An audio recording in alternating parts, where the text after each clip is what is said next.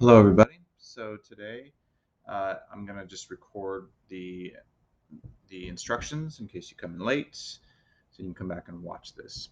All right. So a couple things you're going to do today. The first thing you guys are going to do is you're going to watch an Ed puzzle in language arts. That's going to look. It's going to be an Ed puzzle on. Oops, sorry. It's going to be an Ed puzzle on types of conflict. So it looks basically when you go into you'll see it. It's called just Edpuzzle Conflict. Okay, so you're going to do that first, and then after that, what you're going to do is you're going to be reading a story in your Springboard. And I know a lot of you haven't really been in Springboard other than going into the Zinc, so we haven't really opened up. And you guys have a book. You should have gotten a book called Springboard. So you could certainly do that. Or what you can do is you can open up Springboard, and in there there's something called the ebook. So if you see right here, it says view ebook. Now in your Springboard book, the story that I want you to read is called The Circuit, and it starts on page 6. So if you go view ebook, it should open up. And the good thing about this um, is it's um, it reads the story to you, which is kind of nice for those of you who may be slow readers. So let me just sort of go over this. It's going to talk about narratives. The following passage is an example of a narrative. Okay, so narratives we know have characters, dialogue, setting, and then events or actions that lead and follow a conflict. So that's what we're going to be talking about. That's why I want you guys to go over conflict first. Okay, it's gonna talk about the author a little bit, some word connections. Francisco Jimenez is the author of this. Okay, and the short story is right here. Again, this is in your book, but you can always look over online. If you go over here, there's a little play button, and you could press this. The Circuit by Francisco Jimenez. It was that time of year again. Ito, the strawberry sharecropper, did not smile. So you can kind of see it'll go through. You'll go through the entire story. Um, it's a little bit long, not too bad though.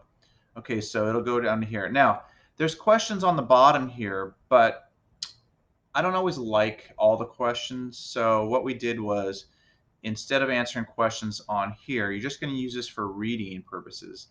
And then I'm posting a Google sort of a Google slide assignment, kind of like you've done before. So it looks like this.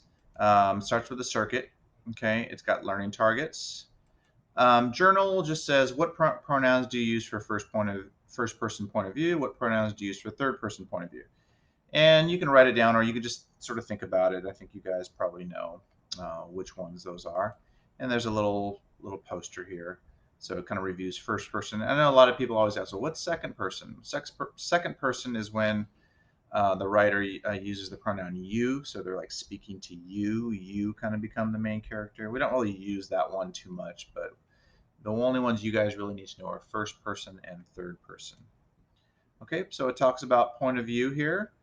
It gives you a task. It says read the following passages, highlight evidence to determine if it is written in first or third person.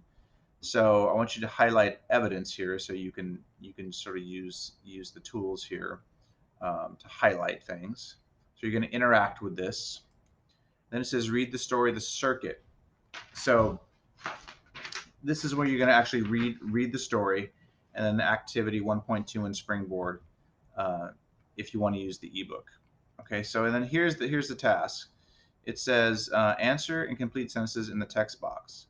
Okay, which word makes this a first person point of view? Okay, highlight textual evidence to support your answers. Okay, so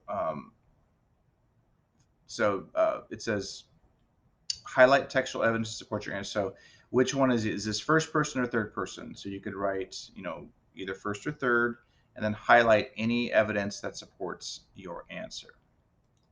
The next one says answer complete sentences in the text box. Okay, reread the opening paragraphs 1 through 6. That they're talking about the circuit. What kind of work do the narrator and his family do? Cite textual evidence to support your answers. So tell me what type of work they do, and then what's some textual evidence to support that.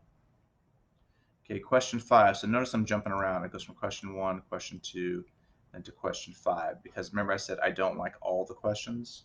So this one sort of jumps around to the 5th one.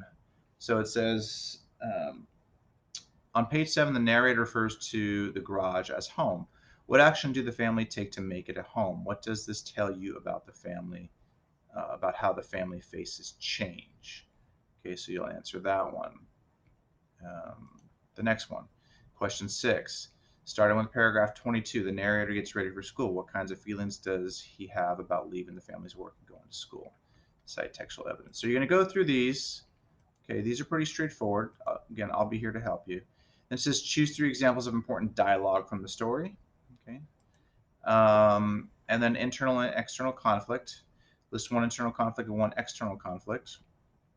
Okay, then at the end it says your task in 1 to 2 paragraphs, write an ending to the narrative that follows logically from the events or experience in the narrative. Include transitions consistent with the story. Write in stay in first person because the story is written in first person. Okay, use the narrative technique of sequence, first, then next. So use transition words basically. And then write dialogue consistent with the story to show what may have been said between characters. Pick maybe 2 characters. Okay, and also see page 42 in Springboard in the workbook to help you. You guys read a story called, well, actually you haven't read it yet, but there's many examples of how to write dialogue. So check out page 42 in Springboard on how to write dialogue. Okay, so you're going to write your ending right here. And then when you're done with that, I want you to revise your Grand Canyon draft. So that should be in your Google Drive. Okay, it says look at your draft and check for a descriptive setting. What sensory details did you include? What descriptive adjectives did you include? Now look at your draft and check to make sure you have an internal and an external conflict that needs to be resolved. What pressure or worry is weighing the main character down? The internal conflict. Who or what is contributing to the main character not getting what they want? The external conflict. So see if you could try to have maybe an internal and an external conflict sort of going on in your story. That's what we're kind of looking for. All right. So and when you're done with this, remember in Canvas, it's a Google slide project or assignment, so you'll have to hit submit. All right. So I will be here to answer any questions that you may have.